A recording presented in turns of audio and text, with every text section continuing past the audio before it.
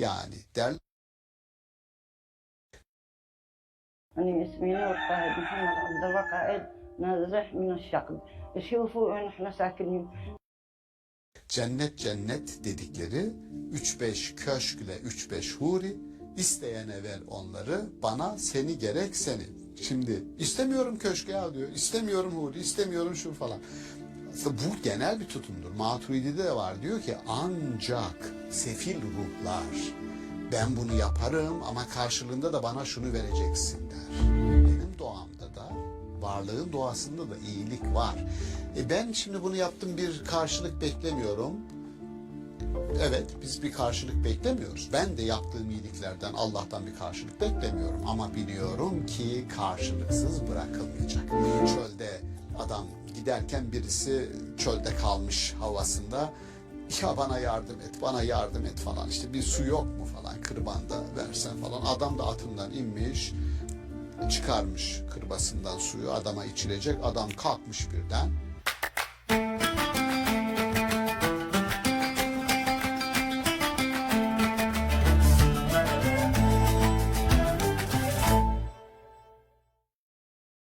İstanbul Okulu'ndan herkese merhaba. Sevgili seyirciler, bugün Lokman Suresi 16. ayet bağlamında iyilikler ve iyiler hakkında konuşacağız. Konuğumuz Profesör Doktor Şaban Ali Düzgün.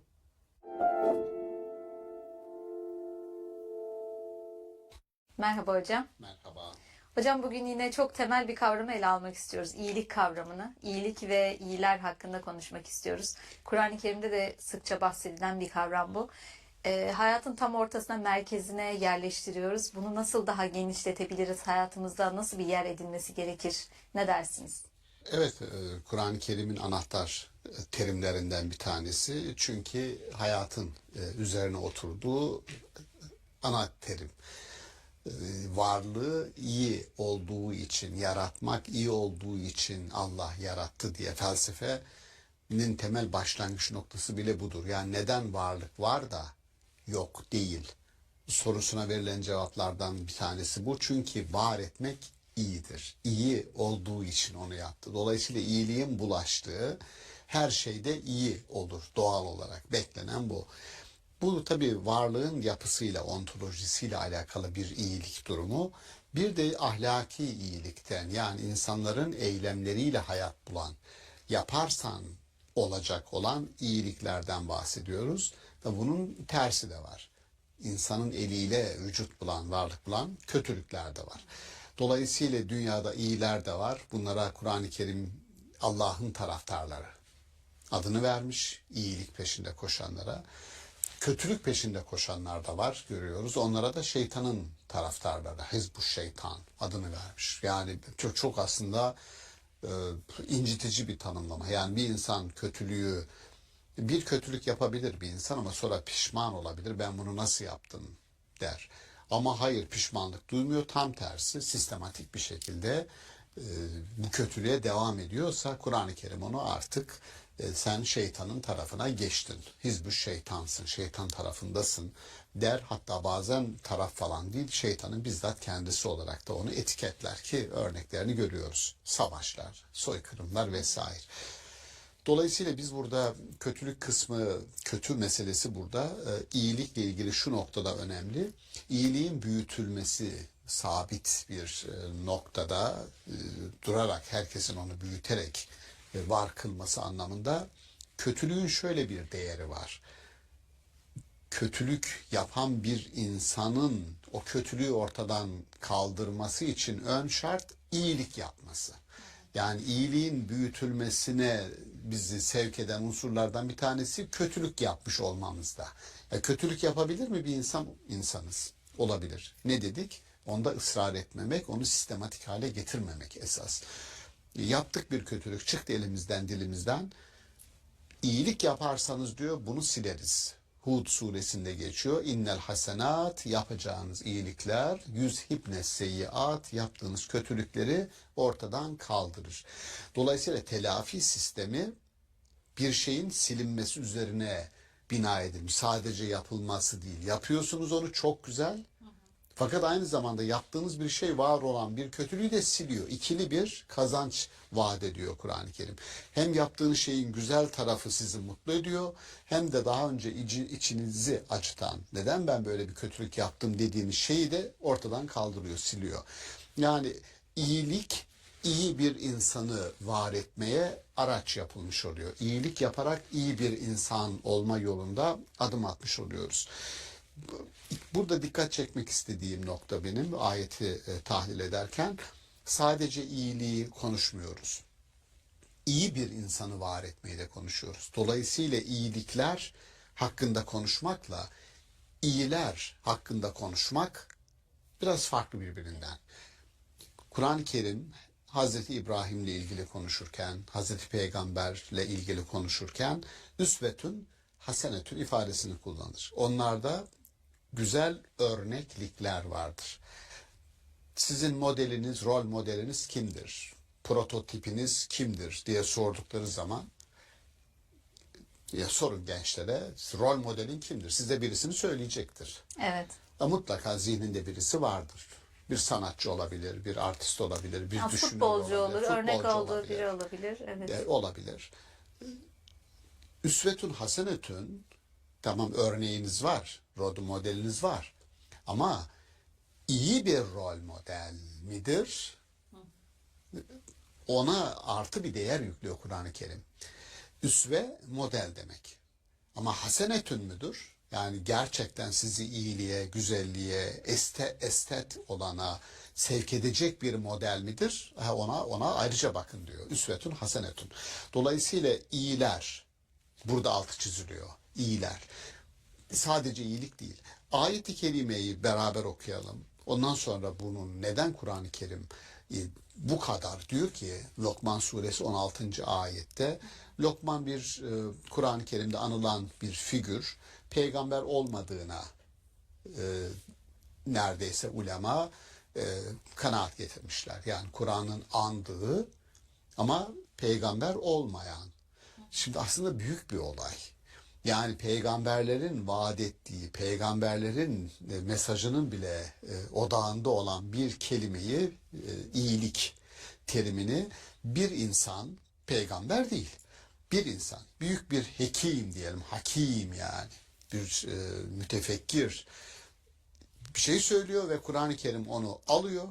O insanı sanki bir peygamber konuşuyormuş gibi, sanki bir vahye, bir mesaja muhatap olmuş gibi alıyor ve söylediğini kayıt altına alarak bütün insanlara duyuruyor. Ne diyor Lokman? Lokman'ın dediği özellikle bu bir bilge kişinin bir küçüğüne yol gösterme, yordam gösterme, önünü açma, bilgilendirme konusunda Lokman'ın bir böyle bir figür, böyle bir şahsiyet.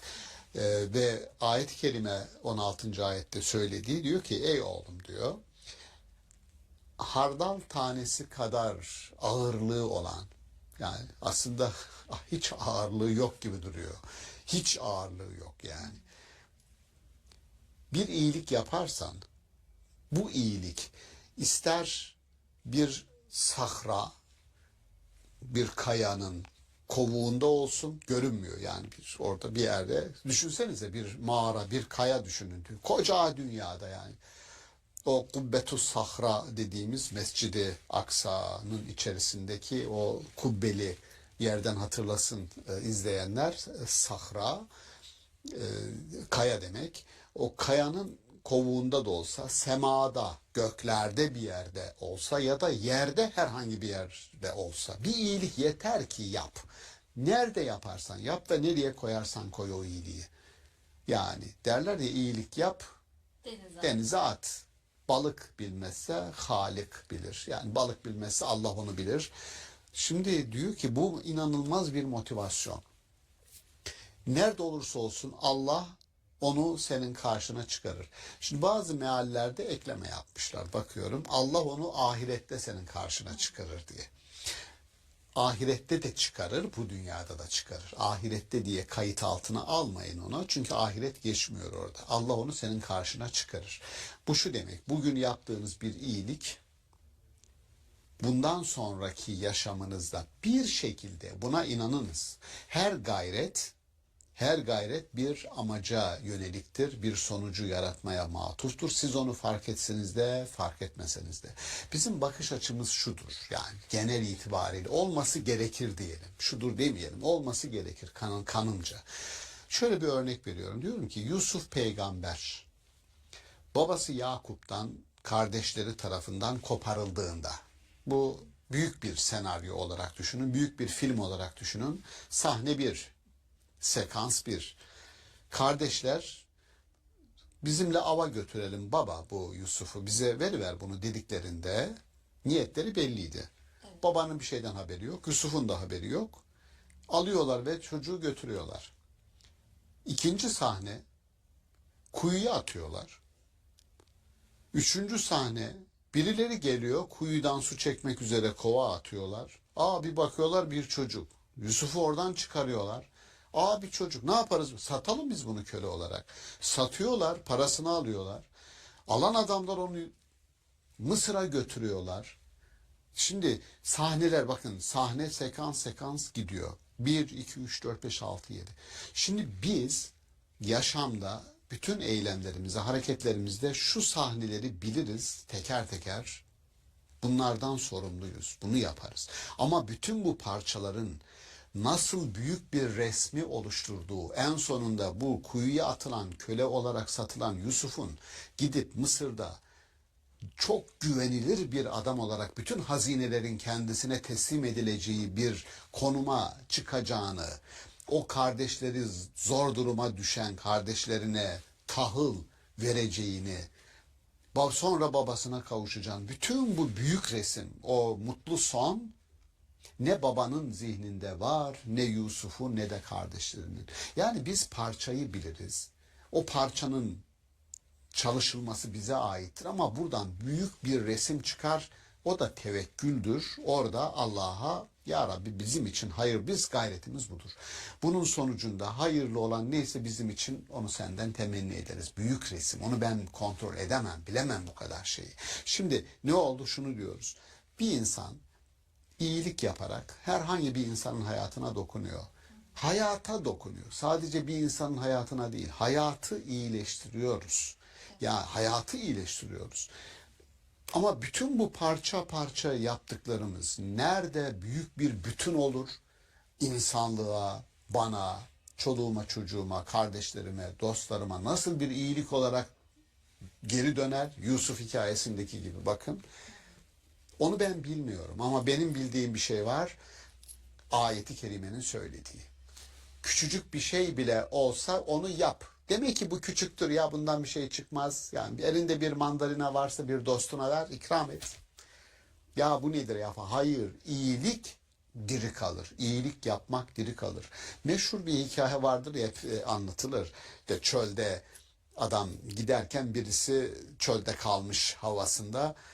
Ya bana yardım et, bana yardım et falan. İşte bir su yok mu falan kırbanda versen falan. Adam da atından inmiş, çıkarmış kırbasından suyu adama içirecek. Adam kalkmış birden, atlamış adamın atına çölün ortası.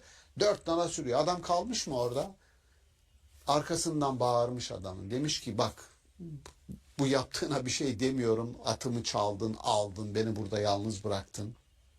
Ama başkasına bunu anlatma. Kimse kimseye yardım etmeye kalkmaz. İyiliği öldürürsün. Tam bu kısma değinmek istiyordum hocam. Müthiş, burası Evet, müthiş. evet çok kıymetli bir kıssa gerçekten. Tam buraya değinmek istiyordum. Çünkü yaşadığımız çağda şu anda insanlar iyilik yapmaya korkuyor. Bir insana yardım etmeye korkuyor. İster istemez çekiniyorlar. Yani eski zamanlara göre, bizden önceki nesillere göre çok daha zor ve bireyselleştiğimiz bir dönemdeyiz. Artık insanlar birine yardım ederken çekiniyorlar. Ne bileyim yolda kalmış birini arabaya almaya korkuyoruz. Birçok şeyde tedirginlik duyuyoruz ve buna rağmen iyiliğin yayılmasını da istiyoruz aslında. Burada hem Allah'a karşı bir temel sonsuz bir güvenimizin olması gerekiyor.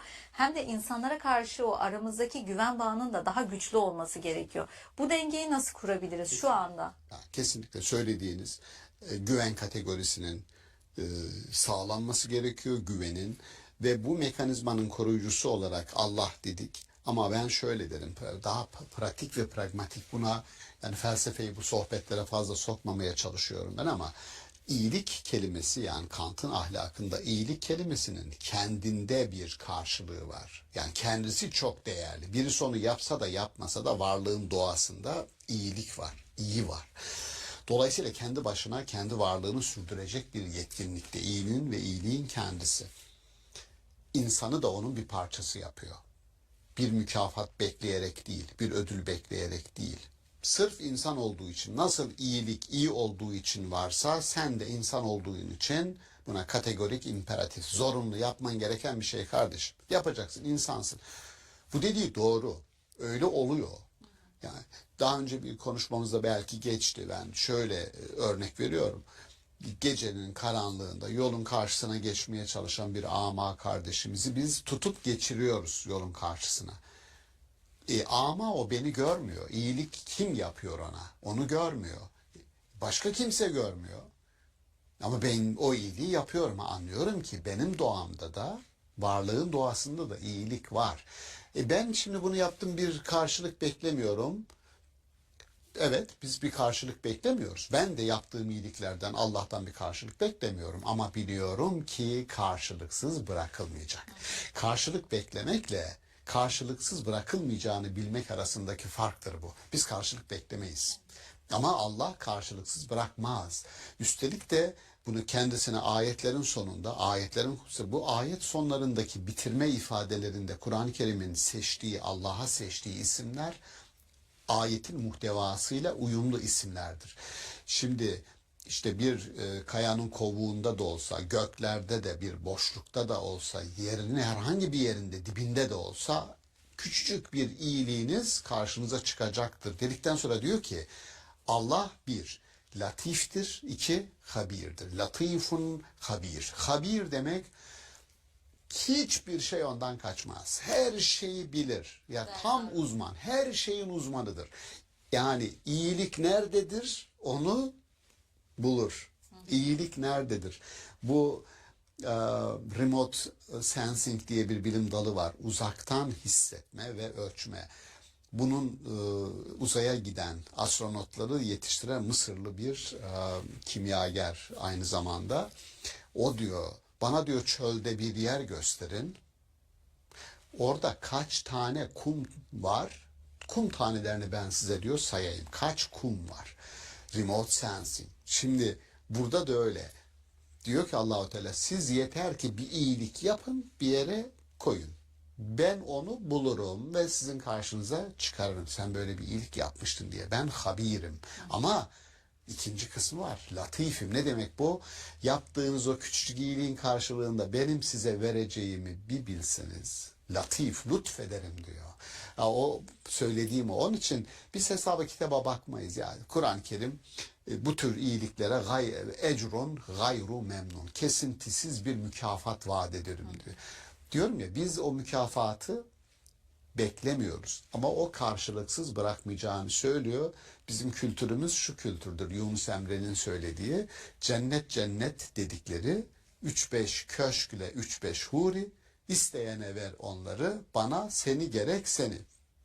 Şimdi istemiyorum köşke ya diyor. İstemiyorum huri, istemiyorum şu falan. Aslında bu genel bir tutumdur. Maturidi'de de var. Diyor ki ancak sefil ruhlar ben bunu yaparım ama karşılığında da bana şunu vereceksin der. Bakın ya, çok ağır bir şey. Ancak sefil ruhlar, sefil olanlar diyebilir ki karşılık bekliyorum. Oysa, Karşılık bekleyen tefecidir aslında yani. evet, Mükafat karşılık karşılığında. bravo. Karşılık bekleyen, hatta daha fazla karşılık bekler değil mi tefeci? Yani veriyorum 1 lira, getir bana 10 lira. Yaptım bir iyilik, ya Rabbi hadi bana şunları ver ya Rabbi. Nerede benim? Şimdi Peygamberimiz espri yaptı ya bir ara sahabiler arasında. Yaşlılar cennete giremeyecek. Ya bütün milletin gardı düştü böyle. Ya Resulallah. Bu gerçekten üzülmüşler. Ya Resulallah, böyle anlaşmamıştık der gibi. Ya Resulallah, niye böyle dediniz falan. Büyük üzüntü falan. Tamam demiş yani. Gençleşip gireceksiniz deyince rahatlamışlar. Yani şimdi çünkü bekliyor, öyle kurmuş kendisini. Oysa diyorum ya, yani karşılık beklemeden yapmak varlığın doğasında var ve insan buna ayarlanmış. Yeter ki iyiler artsın ve hayatın da doğası iyileşsin. Son olarak bir şey daha sormak istiyorum hocam. Az önce verdiğiniz örnek üzerinden hani çöldeki bir insanın yaşadığı kötü durumu bunu anlatma, iyiliği öldürür diye söylüyor. Yaşanan bu kötü durumlar anlatılmamalı ki yayılmasın olarak algılıyoruz. Diğer taraftan da iyiliğin anlatılması, yayılması için nasıl bir vesile kaynağıdır? Çünkü bazen iyiliklerin anlatılması da kibir gibi görülüyor. Yaptığın bir iyiliği anlatmak ne kadar doğrudur, iyidir, erdemli bir davranıştır. Anlatmak, yayılmak açısından ne derece önemlidir? Ya bunu yine Maturidi örneğini vereyim. Mesela farz olan, zorunlu olarak yapmamız gerekenlerin anlatılmasını, yapıldığının anlatılmasını istiyor. Örnek, zekat veriyorsunuz. Ben zekatımı verdim arkadaşlar. Zekatınızı verdiniz mi? Diyebilirsiniz diyor. Neden? Çünkü o farzdır. Farz olan bir ibadeti yaptığın için, ben bunu yaptım falan, bu ilana çıkmak gibi değildir diyor. Hatta başkalarına o sorumluluğu hatırlattığı için iyidir deniyor. Farz Teşvik olan, de tabii olur. farz olan.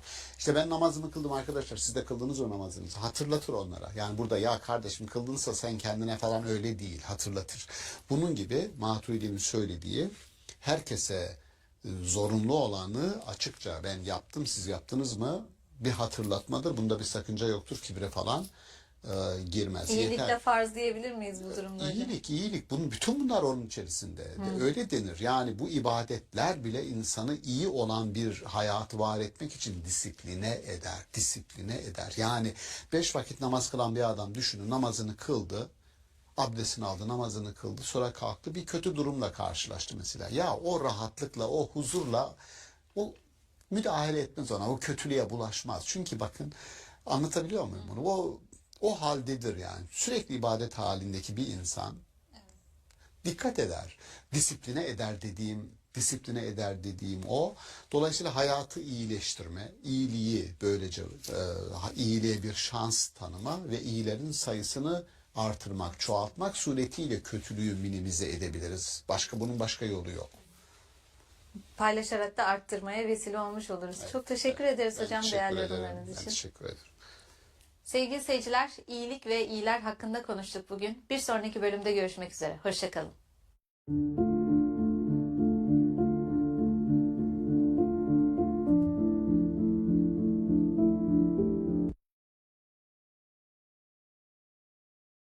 Al Mustafa Welfare Trust is committed to empowering orphans through education and care. From as little as £28 per month, you can transform a child's life through our orphan program. Let's go beyond compassion to bring lasting change for vulnerable orphans in need. Var demektir. Yabancılaşma diyoruz. Yani hayat, sanki hayatın bir öznesi değilim ben ve bir an önce bitsin, tırnak içerisinde. Yani bir an önce bitsin duygusunda insanlar var karşılaştık. Bir yönsüzlük, manevi bir Tabii. boşluk oluşuyor aslında. Tabii ki yani ortada ciddi anlamda bu en ciddi aşılması gereken ve aşılabilecek sıkıntılardan bir tanesi. Terazide hangi değerin var? Koyuyoruz teraziyi. Güven var mı? Hocam o biraz zayıf. Umut var mı? O biraz zayıf. Adalet var mı? Hocam o biraz zayıf. Merhamet var mı? O bizim topluma henüz hiç uğramadı. Terazide hiçbir değerin yok. Kur'an'a sarılalım. Ama onun kamusal olana, her bir insanın hayatına dokunan tarafı nedir? Öyle bir mekanizma yaratırsın ki orada ona sarılan herkes, onu dikkate alan herkesin hakkı, hukuku korunmuş olur. O nedir? Bugünün karşılığıyla bir sözleşmedir, bir anayasadır. Merhametli olan bir Allah, rahim olan bir Allah her adımını attığında Bismillahirrahmanirrahim, Rahman Rahim Allah diyen bir insanın bütün eylemlerinde bu rahmeti bizim görmemiz beklenir. O zaman tersi şu: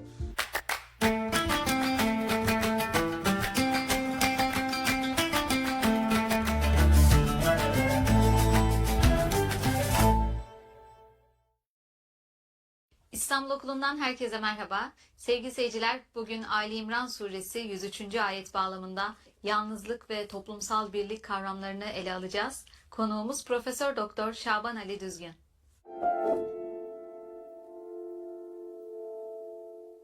Merhaba hocam. Merhaba.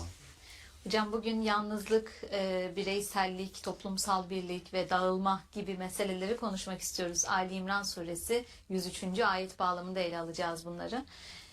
Bireyselliğin çokça arttığı bir çağdayız. Yalnızlığın gençler arasında da çok popüler olduğu konuşulduğu. Sürekli sosyal medyada görüyoruz, 1+1 evde tek başına yaşamak gibi övgülerde bulunuyorlar. Bunu arzuluyorlar, yalnız kalmayı. Bireysellik için bunun gerekli olduğunu düşünüyorlar. Ama diğer yandan Kur'an-ı Kerim'in öğütlediği birlik olmak, bir arada bulunmak, ayetlerde geçen Allah'ın ipine sımsıkı sarılın öğütleri var. Bu ikisini siz nasıl değerlendiriyorsunuz? Toplumsal birlik adına yalnızlığı nasıl değerlendiriyorsunuz? Bir başka ayetle sizin Ali İmran 103'ü andık. Söyleyeceğiz, detayını vereceğim. Haşr suresinde de bir ayet-i kerime var. 19. ayet.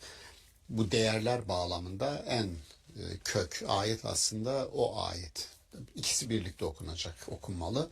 Söyleyince izleyen dostlar hatırlayacaklar. Allah'ı unutan, Allah'ın da kendilerini kendilerine unutturduğu kimseler gibi olmayın. Acayip bir döngü var orada. İnsanın Allah'ı unutmasını anlarız. Yani çok olumsuz sonuçlar doğuracak deriz, tamam. Ama Allah'ın kişiye kendisini unutturması, bunun cezası olarak, sonucu olarak konulması çok ilginç bir tahlili gerektiriyor. Bunu bir kenara koyalım konuşmamızın zeminine. İkinci olarak andığımız ayet-i kerimedeki dikkat çekeceğim ifade benim. Allah'ın ipine sımsıkı sarılın. Bir ip kelimesini orada kullanacağız. Bu yerine göre toplum söz konusu olunca, ki burada çoğunluk ifadesi var ve atasımı hep birlikte. Habil kelimesi, ip kelimesi yerine göre bir hakkımızı, hukukumuzu koruyan ip nedir bizim? Bütün toplumun hakkını koruyan nedir? Hukukunu koruyan nedir? Sorumluluklarını hatırlatan aslında yasadır, anayasadır. Bu ayet üzerine Hazreti Peygamber'in Medine Sözleşmesi'ni yaptığı gibi bir kanaat var bende. Yani bir emir var, Allah'ın ipine topluca sarılın. Allah'ın ipi nedir? Kur'an'dır diyen var. Peki Kur'an'a sarılmak nasıl olacak? Yani Kur'an bize ne vaat ediyor? Bu metafizik bir kabul. Kur'an'a sarılalım. Ama onun kamusal alana, her bir insanın hayatına dokunan tarafı nedir? Öyle bir mekanizma yaratırsın ki orada ona sarılan herkes, onu dikkate alan herkesin hakkı, hukuku korunmuş olur. O nedir? Bugünün karşılığıyla bir sözleşmedir, bir anayasadır. Hazreti Peygamber'in yaptığı gibi bir Medine vesikasıdır. Aynı zamanda devam ediyoruz. Bu konuştuğumuz bağlamda sizin tekillik, bireysellik dediğiniz, bizim de konu başlığını öyle koyduk. Uçurumlar ve genç zihinler. Aslında zihin 70 yaşında, 80 yaşında bir insanımızın da zihni genç olabilir. Biz biyolojik, onun için zihnin yaşı yok. Genç zihinler derken illa gençleri, henüz yeni reşit olmuş gençlerimizi konuşmuyoruz. Bu sorun varsa ortada bütün zihinlerin sorunudur. Soru sorulacaksa bütün zihinler soruyor. Şimdi bu soruların karşılığını bulduğu zaman bir tatmin, itminan yaşıyor. Bulamadığı zaman işte yavaş yavaş bugün bu Ali İmran 103'te bahsettiğimiz uçurum ifadesi. Uçurum ifadesini kullanıyor Kur'an-ı Kerim. Sizi kardeşler yapan, sizi birbirinize sevdiren, sizi bir nirengi noktasına, bir odağa, bir değerler sistemine bağlayarak kardeşler yapan Allah'tan ve onun mesajı olan Kur'an'dan bahsediyor. Aksi takdirde odağınızı kaybederseniz, değerler dizgeniz dağılır, çerçeveniz kaybolur giderse, bir ateş çukurunun kenarında sürekli yaşıyormuş gibi, yani sürekli bir uçurum durumu. Buna bugün nihilizm diyebilirsiniz. Nihilizm, anlam kaybı. Anomi, toplumsal anlamda herkes bunu hissediyorsa bir anomi var demektir. Yabancılaşma diyoruz. Yani hayat, sanki hayatın bir öznesi değilim ben ve bir an önce bitsin. tırnak içerisinde. Yani bir an önce bitsin duygusunda insanlar var karşılaştık. Bir yönsüzlük, manevi bir Tabii. boşluk oluşuyor aslında. Tabii ki yani ortada ciddi anlamda bu en ciddi aşılması gereken o aşılabilecek sıkıntılardan bir tanesi yön kaybıdır. Ki Hz. Peygamber'in 40 yaşına kadar olan arayışları, sorgulamalarını Kur'an-ı Kerim yön kaybı, fevecedeke dallen, yön bulmaya çalışan, kaybolmuş birisi olarak seni buldu. Ondan sonra da feheda, sana yol, yordam gösterdi. Arayan insana bir şekilde bu yol gösterilir, o yol bulunur. Önemli olan içine düştüğümüz durumu kabullenmemek, o durumu mühürlememek, o durumu mutlaklaştırmamak, o durumun aşılamaz bir durum olduğunu kabul etmemek. Bunun göstergesi nedir? Yani içinde bulunduğumuz durumu kabul etmediğimizin göstergesi nedir? Sorgulama. Ona ilişkin soru sorduğumuz anda oradan çıkma arzu ve irademiz var demektir ki bu çok iyi bir işaret. Bunun tersi nedir? Bunun tersi solipsizm dediğimiz kişinin bir salyangoz gibi kendi kabuğunun içine kapanıp dış dünyayla irtibatını kesmesidir. Ne kimseye soru sorar ne de kendisine sorulan sorulara cevap verir. Bu With Virgin Media, get smooth, lightning fast M125 broadband for under £24 a month and no setup fee. biraz daha sorunumuz büyüdü anlamına gelir. Bir kayıtsızlığa dönüyor ve aslında o kabuktan çıkmak için bir çaba sarf etmediğini görmüş oluyoruz. Evet, yani onun dışına kesinlikle çıkması gerekiyor. Çıkmanın ilk adımı iletişim kurmayı kabul etmesidir. Bu iyi haber. Şimdi bu ayetlerin, bahsettiğim ayetlerdeki özellikle Haşr suresi 19. ayette şu insanlar gibi olmayın. Kimler gibi olmayalım ya Rabbi? Allah'ı unuturlar. Bu bir. Soru şu o zaman. Allah'ı hatırlamak neyi getirir? Onu unutmak neyi getirir? Ve Allah burada nasıl bir değerler sisteminin aslında temsilini içerir? Allah deyince aklınıza ne gelir? Sorsam ben size, yani Allah deyince aklınıza sizin adalet mi gelir, zulüm mü gelir? Adalet gelir. Allah deyince aklınıza merhamet mi gelir yoksa haksızlık mı gelir? Merhamet gelir. İyi olan Şimdi iyi olan ne varsa iyi olan ne varsa onunla irtibatlandırıyoruz. Bu şu demek: Allah'ın adının anıldığı, hafızalarda yerinin olduğu bir toplumda gerçekten onu tecelli ettirecek o iyiliğin, iyi bir varlıkla irtibatlı olanların iyi olması beklenir. Adil olan bir Allah'la irtibatlı olanların adaletli bir sistem kurmaları, adil yargılamalarda bulunmaları, insanlar arasında adaleti yayacak eylemler meydana getirmeleri beklenir. Merhametli olan bir Allah, rahim olan bir Allah her adımını attığında Bismillahirrahmanirrahim, Rahman Rahim Allah diyen bir insanın bütün eylemlerinde bu rahmeti bizim görmemiz beklenir. O zaman tersi şu: eğer sizin yaşadığınız toplumda ister birey olarak hissetmeyin, ister toplum hissetmesin, adalet yok diyorsanız, merhamet yok kardeşim bu toplumda diyorsanız, o zaman Allah var ama onun tecellisi ve tezahürü bu toplumda yok. O var ama bize dokunan taraf yok. Teoloji var, metafizik var ama işin antropolojisi, işin insana dokunacak tarafı yok. Pratikte bir karşılık bu bir tür Allah'ın varlığının, Allah'ın kendisini gösterdiği alanda Allah'ın varlığının izlerini silme günahıdır. Çok büyük bir günahtır. Yani şöyle düşünün. Şu soruyu sorduğu zaman, kardeşim siz Müslüman bir toplum musunuz? Evet. Nereden biliyoruz abi? Yani nereden bileyim sizin Müslüman bir toplum olduğunuzu? Müslümanlığınızın işareti ne? Bir, ben derim ki güvenin olduğu, çünkü Müslümanlık, müminlik, mümin kelimesiyle güven kelimesi aynı kökten gelir. Emniyetle kendinden iman. emin olunan, Tabii. güvenilir olan. El muslimu men selimel muslimune min lisanihi ve yedihi, elinden ve dilinden dökülecek, çıkacak her eylem bir başkasının hayatına olumlu olarak dokunacak. Asla kimseye zarar gelmeyecek. Müslümanı böyle tanımlıyor. Müslüman toplum da böyle bir toplumdur.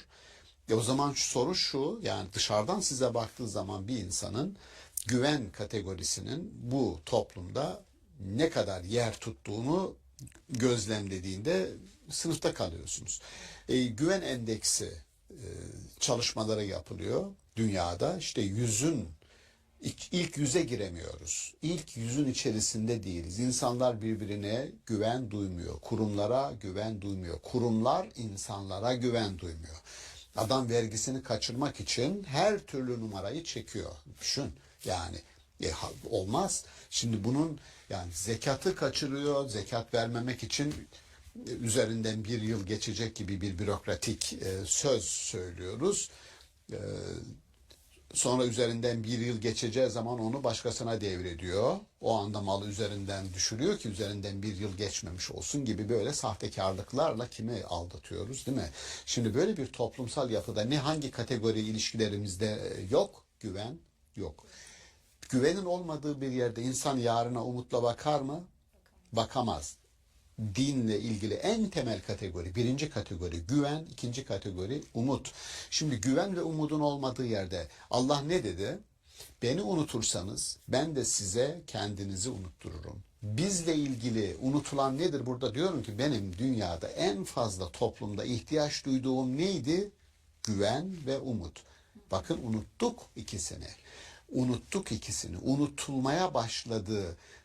Bizi güvenli, umutlu bir dünyanın ferdi olmaktan çıktık. Çünkü şöyle bakmak lazım. Niye Allah unutursanız diye başlıyor? Çünkü Allah bu değerlerin sahibi, bu değerlerin koruyucusu, bu değerleri dejenere eden, tahrip edenleri uyaran ve bunun karşılığında ceza öngören bir varlık. Yani şöyle düşününüz. Ve men sakulet mevazinuhu fehuve fi işetin radiye. Ve men haffet mevazinuhu fe ummuhu haviye. Teraziye gelecek değerlerle hayatını idame ettirenler mutlu, mesut bir yaşam sürerler, razı oldukları. Terazide hiçbir değerler olmayan insanlar ise cehennem gibi bir yaşam sürerler. Bu ayet hepimizin bildiği ayetler. Şimdi terazide hangi değerim var? Koyuyoruz teraziyi. Güven var mı? Hocam o biraz zayıf. Umut var mı? O biraz zayıf. Adalet var mı? Hocam o biraz zayıf. Merhamet var mı? O bizim topluma henüz hiç uğramadı. Terazide hiçbir değerin yok. Ve emma men sakulet mevazinuhu. Terazisi ağır basan. Bakın bu değerleri andığımda terazi gittikçe kefe aşağıya doğru iniyor. Ağırlık var. Ama ayet Kur'an-ı Kerim çok gerçekçi. Ve men haffet, teraziye gelen değeri olmayan bir toplum fe ummuhu haviye. Cehennem gibi bir yaşam sürer. Ki bu işte söylenir ya varoluşçularda Albert Camus'un ifadesi, Sartre'da ara aranıyor bunu. İnsan insanın cehennemidir diyor. İnsan insanın cehennemidir. Dostoyevski buna cevaben daha önce yaşamış Dostoyevski ama onun sözünü cevaben alıyorum ben oraya. Diyorum ki cehennem yüreğinizde başka insanlara yer vermediğinizde karşınıza çıkan bir olaydır diyor. Cehennem niye bir insan başkasının cehennem olur? Çünkü başkasına yüreğinizde, gönlünüzde, kalbinizde yer yoktur. Yer olmadığında işte orası başkasına cehennem olur. Biz ayet-i kerimede o cehennemden çukuru, ateşten çukuru önümüze getiriyor. İnsan insanın cehennemi olur mu? İnsan insan için bir cehennem gibi yaşam kurar mı? Ve oraya davet eder mi? Etmemeli. Etmemeli fakat ediyor. Yani peki bunu kurduğumuz eğitim sistemi bunu ne kadar engelliyor? Bunun tam tersini yaratmak için ne kadar imkan veriyor? Bunlar gerçekten Kur'an-ı Kerim'in söylediği temelde peygamberin insanlarla buluşmasındaki temel motif beşirdir. Yani şunları yaparsanız size şöyle bir yaşamı müjdeliyorum. Bir de nezirdir, uyarıcıdır. Yani şunları yaparsanız şöyle bir sorunla karşılaşırsınız. Çok basit. Tarihsel örnekleri anlatılır. Peygamberlerden tarihsel örnekler var. Tecrübeler var. Dolayısıyla buradaki bir tür gölge yaşamlar gibi kendi gerçekliğini ortaya koyamayan, varlığını ortaya koyamayan bir gölge gibi geçip giden insanların hayatına da dönüştürebiliriz bunu. Hayır, az önce andığımız o kategorileri, bunu soran, karşılığı isteyen kardeşim, kamusal alanı yönetenlerden istiyorum. Yasayı yapanlardan istiyorum. Müfredatı hazırlayanlardan istiyorum. Güven, umut, adalet, merhamet. Her ay endeksini çıkarın kardeşim. Bu ülkede bu değerler yitime mi uğruyor yoksa yeşeriyor ve gelişiyor mu? Ben nasıl bir toplumda yaşadığımı öğrenmek, görmek istiyorum. Çünkü benim evladımı evden dışarı çıkardığımda o artık benim evladım değil. Biyolojik olarak benim evladım ama kültürel olarak toplumun evladı. O zaman o ortamı da devletin benim için kontrol etmesi gerekiyor. Kesinlikle öyle hocam. Yani bir çocuğu bir köy büyütür diye de bir laf var. Aslında bulunduğu ortamın çocuğudur. yetiştiği çocuğu, ondan sonra o toplumun oluştuğu, yani o toplum nasıl bir toplumsa orada yetişen bireyler de öyle oluyor ve onlar da ileride kendi çocuklarını öyle yetiştiriyorlar. Dediğiniz gibi burada bir zincir var aslında ve çok temel bir yere temas etmiş oldunuz. Eğitimle aslında başlayacak bir şey belki de bu. Eğitimle, müfredatla bunun bir yolu çizilmeli. Ben biraz da yine yöntemsel bakıyorum. Evet, bununla biz problemleri tespit ediyoruz ama çözüme nasıl ulaşacağız? Bunları nasıl düzelteceğiz? Nasıl kendisinden emin olunan bir toplum olacağız? Başkaları bize baktığında bu insanlar Müslüman nasıl diyecekler, güvenilir insanlar olduğumuzu nasıl göstereceğiz? Hem bireysel olarak hem toplumsal olarak üzerimize çokça vazife düşmüş oluyor. Evet. Özellikle gençlere değinmiş olduk burada, uçurumlar ve genç yani zihinler dedik. gençler için sizin başta sorarken soruyu bireyselleşme, bireycilik, ona eklenecek olan bencillik, gerçekten bireysel yaşamlar. Ben bireyselliği önemserim, ferdiyeti çok önemserim. Özgür, kendine güveni olan, öyle rüzgarla her yönden esen rüzgara göre şeklini, şemailini değiştirmeyen, yani sabiteleri olan, özgüveni olan bir bireyi siz ister alın bir aparta koyun, ister onu alın başka şehrin bir göbeğine koyun. O kendisi odaktır. Ve biz ona güveniriz. Orada hiçbir sorun yok. Yeter ki bir değerler skalası olsun. Milli değerler olsun, dini değerler olsun, ahlaki değerler olsun. Ama mutlaka bir çerçeve içerisinde kendini görsün. En basiti şöyle derim ben.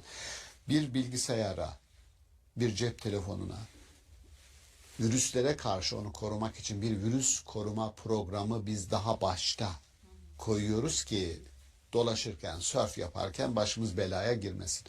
Bir önlem alıyoruz aslında. Çocuklarımıza, yani bilgisayarımıza gösterdiğimiz özeni çocuklarımıza daha fazla göstereceğiz. Bir virüs koruma programı onlara yerleştirmemiz lazım. Nedir o? Aidiyetler.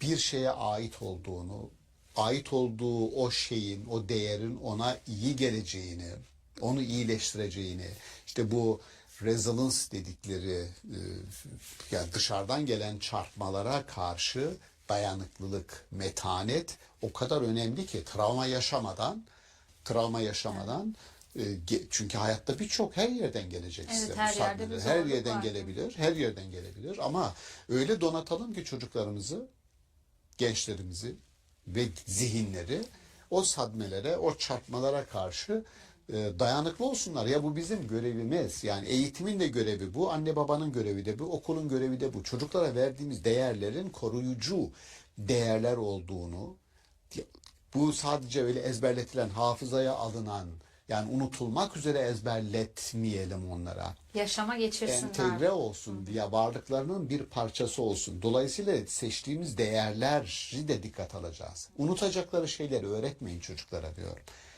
İçselleştireceklerini öğretin ki az önce söylediğimiz değerlerin tamamı bunlardır. Dolayısıyla niçin bu değerler ahlaki, dini, milli diyorsunuz derseniz çünkü bunlar bizim virüs koruma programlarımız, bunlar bize lazım. Temelden yetiştirildikten sonra belli bir yaşa gelse de ne kadar zorlukla da karşılaşsa orada bir Müslümanca bir duruş sergilediklerini göstermeleri lazım. Önce insanca, ondan sonra mümince, Müslümanca. Ama insan olduğumuzu en birinci olarak ve başka insanlara sırf insan oldukları için benim temel felsefem o. Yani bir adamın Müslümanlığı, müminliği insani standartlara, Allah'ın kulu olduğu için herkese sevgi, saygı, merhamet göstermesi gerektiğini önce öğrenecek. Ondan sonra kendine ait olanlara başka ekstra bir pozitif iyilik yapacaksa o kendi bileceğidir. Ama dünyanın düştüğü yer bugün bu bahsettiğimiz anlamda kimsenin bir başkasını kendi gibi görmediği, ötekileştirmenin bir hastalık, virüs gibi yayıldığı bir dünyada bunun tersine bizim ihtiyacımız olduğunu düşünürüm. Çok teşekkür ederiz Ben hocam teşekkür değerli ediyorum. yorumlarınız için. Sağ olun. Sağ olun. Sevgili seyirciler, modern dönemde yabancılaşmayı, bireyselleşmeyi ve toplumsal birliği konuştuk bugün. Bir sonraki bölümde görüşmek üzere. Hoşçakalın.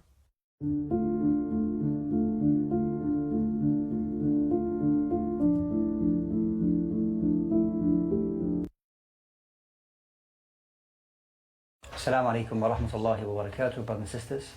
I'm here with a Palestinian family. As you can see here, there's a little girl, mashallah, he's married. Temel hep The fasts, the prayers, the tears. We've tried our best, but what if it's not enough? göze göz dişe diş istemiyor Kur'an-ı Kerim. Kur'an-ı Kerim diyor ki bağışlayın. Bağışlamada ne var? Bağışlamada birisi size bir şey yapsa, söylese, siz de deseniz ki tamam. Göze göz dişe diş istemiyor Kur'an-ı Kerim. Kur'an-ı Kerim diyor ki bağışlayın. Bağışlamada ne var? Bağışlamada birisi size bir şey yapsa, söylese, siz de deseniz ki tamam, sıkıntı yok. Affettim, bağışladım. Şimdi size şunu der. Çok affedersiniz ya. Sen kimsin de beni bağışlıyorsun? Söz var incitir, söz var incidir. O kadar. Bu insan, ikisi de insan evladıdır. Birisi incitici söz söyler, birisi öyle bir söz söyler ki sizin için inci değerindedir. Uluslararası ilişkilerde bile en temel kurallardır. Yani savaş, mukatele dediğimiz en son aşamadır. Onun bir ön aşaması mücadeledir. Cedel, diyalektik, konuşma, diplomasi. Onun bir ön aşaması mücahededir. Yani cehd ederek o aşamalara hiç gitmeden hayatı organize etme çabasıdır.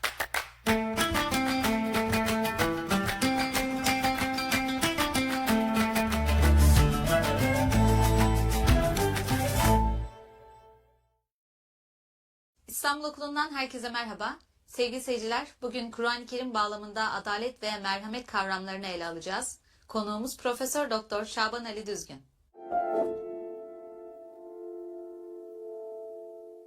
Merhaba hocam. Merhaba. Hocam sizin bazı yazılarınızda denk geliyorum, adalet ve merhamet kavramlarını birlikte ele alıyorsunuz ve merhameti adaletin biraz daha üst bir versiyonu olarak değerlendiriyorsunuz. Toplum için gerekli olanın adil düzenden ziyade merhametli bir toplum olmasının daha iyi olduğunu söylüyorsunuz. Kur'an-ı Kerim'de de bunu destekleyen bazı ayetler var. Adalet ve merhamet dengesiyle ilgili. Aslında insanları bağışlamak gerektiğinin, bir kötülükle karşılık vermek yerine aslında merhametli bir, bağışlayıcı, affedici bir tavırla yaklaşmanın daha doğru olduğunu, daha erdemli olduğuna dair bazı ayetler var, teşvikler var. Bunlar üzerinden bir karşılaştırma yapalım isterseniz. Adalet ve merhamet kavramlarını nasıl değerlendiriyorsunuz, nasıl ele alıyorsunuz? Evet. Önce isterseniz ayetleri, sizin Kur'an-ı Kerim'den bunu destekleyen de bazı ayetler var dediğiniz. Bunun en belirgin bildiğimiz ayet Şura suresi 40. ayet. Tegabun suresinde 14. ayet ve Nur suresi 22. ayetler yapılan kötülük üstelik açık açık söylüyor. Mesela evlatların anne babaya yaptıkları kötülükler olabilir diyor. Peki ne yapacağız? Bunu dikkate alın, aman diyor. Yani o kötülüğün kurbanı olmayın. Bağışlayın. Affedin. Onlara yakın davranın. Bunun karşılığı olarak Allah'ın da size merhamet edeceğini, bağışlayacağını bilin. Aynı tavır Tegabun 14'te var. İnananlara sesleniyor. Ya eyyühellezine amenu, eşler arasında ve evlatlar arasında bir düşmanlık olduğu zaman aynı şekilde. Bu düşmanlık bildiğimiz anlamda bir düşmanlık değil tabii. Yani Ne olabilir? Bir sorun çıktı ve büyüdü.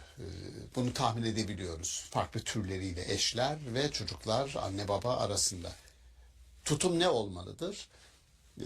Göze göz dişe diş bir tutum tavır mı sergilenmelidir? Yoksa Kur'an-ı Kerim şöyle diyor çok açık. Ve intafu ve tasfahu.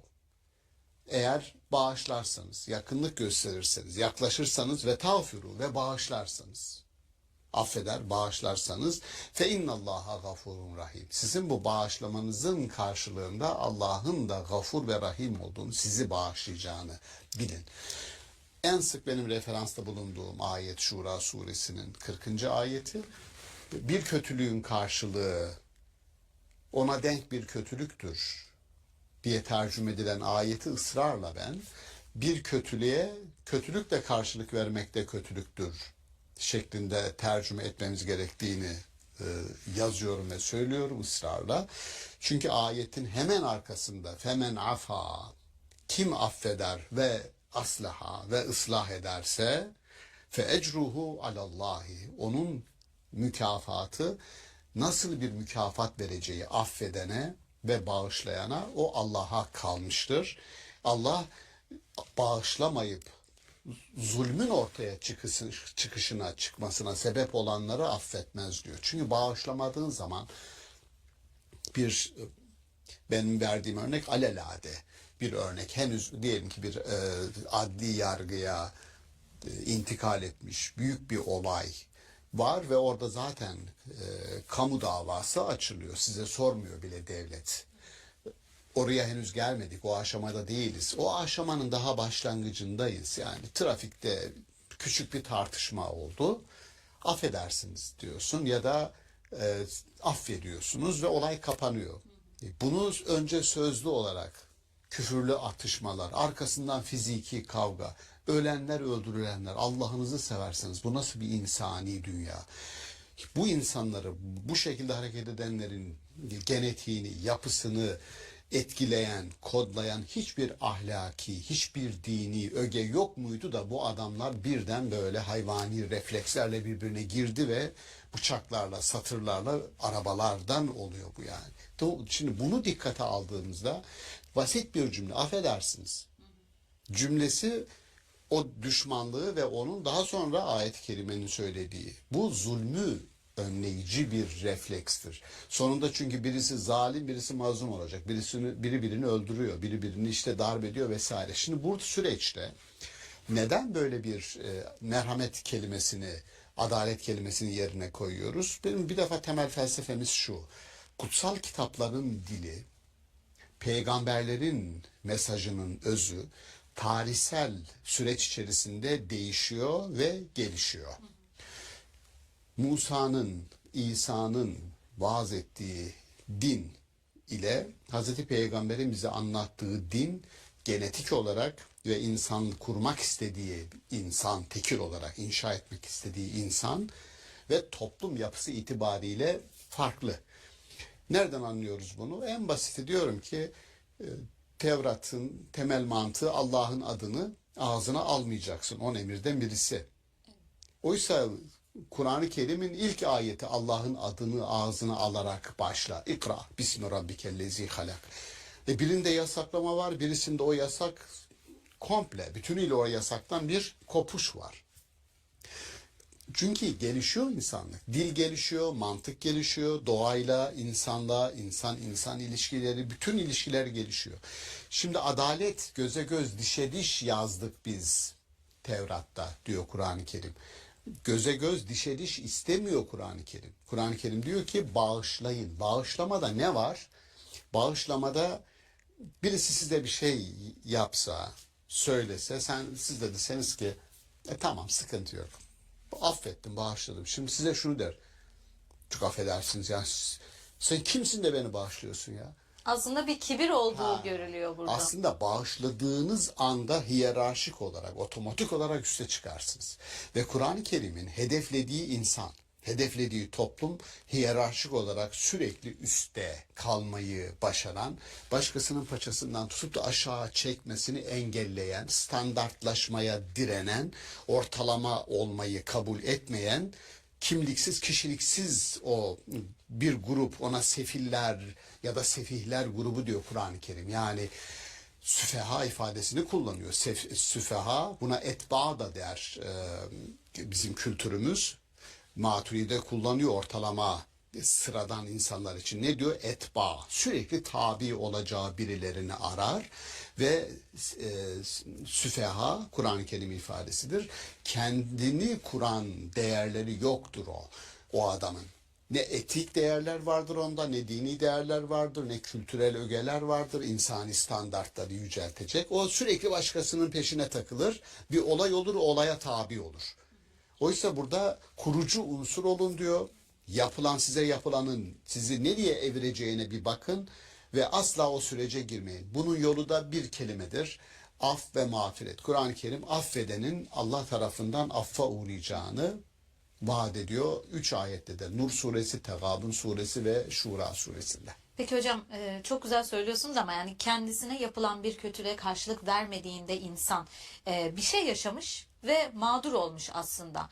Ve ona bir karşılık verdiğinde baktığımızda adaletin yerine geleceğini görüyoruz. Bunun yerine adil bir karşılık yerine merhamet edip bağışlayıp affettiğinde bunun bir zafiyet olduğunu da söyleyemez miyiz? Yani merhamet bir zafiyete dönüşmüyor mu burada? Yani ilk etapta öyle görünebilir. Bunun yani şöyle diyelim. Mesela Kur'an-ı Kerim'de size yapılan aleni bir kötülük yapıldığı zaman ona aleni olarak dile getirmek, ifade etmek haksızlık, zulüm sayılmaz diye bir ayet-i kerime var. Bir aleni bir kötülük var. Gazze örnek. Açık bir kötülük, açık bir zulüm var. Bu zulme direnmek, bunu dillendirmek, fiziki olarak da karşılık vermek gerekir. Bu bahsettiğimiz sürecin geldiği en son nokta. Bu noktaya gelmeden, buna mukatele dediğimiz karşılıklı savaşma, bu duruma gelmeden onun bir ön aşaması olan mücadele, yani diplomasi, onun bir önceki aşaması olan mücahede, yani insanların önce kendi durumlarını cehd ederek böyle bir dünya kurmanın mı, kavga eden, savaşan, birbirini yiyen bir dünya kurmanın mı, yoksa barış, huzur, herkesin hakkının, hukukunun işler olduğu bir dünya kurmanın mı herkese daha layık olduğunu düşünseler, cehd etseler, o zaman mukatele aşamasına gelmeyecekler. Yani bunu uluslararası ilişkilerde bile en temel kurallardır. Yani savaş, mukatele dediğimiz en son aşamadır. Onun bir ön aşaması mücadeledir. Cedel, diyalektik, konuşma, diplomasi. Onun bir ön aşaması mücahededir. Yani cehd ederek o aşamalara hiç gitmeden hayatı organize etme çabasıdır. Şimdi görüyorsunuz, insanın eline verilen kelimeler bizim esas silahımızdır. Kesinlikle. İnsanın elindeki silah kelimeleridir. Peygamberleri ve kralları birbirinden ayıran da odur. Peygamberlerin silahı kelimeleridir. Kelimelerle peygamber geldi Mekke toplumunun ortasına. Onlarla insanları ikna etti. Doğru mu? Başka elinde bir güç yoktu ki. Tabii, hatta söz büyüdür deyip onun büyücü Tabii olduğunu ki, da iddia ettiler. Tabii ki. Yani Hazreti Peygamber'in o mücadelesinin, o mücahedesinin Mekke dönemi, 13 yıllık Mekke döneminde mukatele yok. Ama ne var? Bir mücahede var, bir mücadele var ve onun sonunda kamusal alanda kendini göstermeye başlayan Medine'de bir din var. Burada bizim göremediğimiz bir eylemin yaratacağı müteselsilen yaratacağı sonuçları görüp önümüze koyan bir ilahi irade var. Küçük bir tartışmanın bizi nerelere evirdiğini biz gözümüzün önünde her gün görüyoruz. Yani Aslında biraz hayatı da stratejik olarak yaşamak gibi. Hani bir ne bileyim satranç oynarken orada bir sonraki hamleyi tahmin ederek oyunu sürdürmek gerekiyor. Bir olay olduğunda ona karşılık verirsem o da bana bunu yapacak, sonra böyle olacak. Bir olayın sonucunda ne kadar kötüye varabileceğini aslında bir noktada tahmin edebiliyoruz, hesap Hesaplamak edebiliyoruz. lazım ama biz onu hesaplamıyoruz çünkü Evet. insan anlık refleksleriyle davranıyor. Oysa anlık güdüsel refleks hayvani bir reflekstir. Bu refleksleri kontrol edecek mekanizma insana akıl, muhakeme gücü. Akıl gücü, akıl dediğimiz şey muhakeme yapar. Muhakeme demek olacak olayları önceden bir duruşmaya tabi tutmak. Mürafaa gibi muhakeme. Hüküm vermek için bütün olayları koyuyorsun karşı karşıya. Karşında bir insan var, çok ağır bir söz söylediğin zaman nasıl bir tepki alacağını tahmin edebiliyorsun. Yanında eşi var, çocuğu var. Ya bu toplumda bu toplum bu kadar bir birikim, kültür, bu kadar dini ögeler, unsurlar bu toplumda konuşuluyor, ediliyor ama yılda 600-700 kadın öldürülüyor. Bu kadar insan ölüyor, öldürülüyor. Bu kadar işçi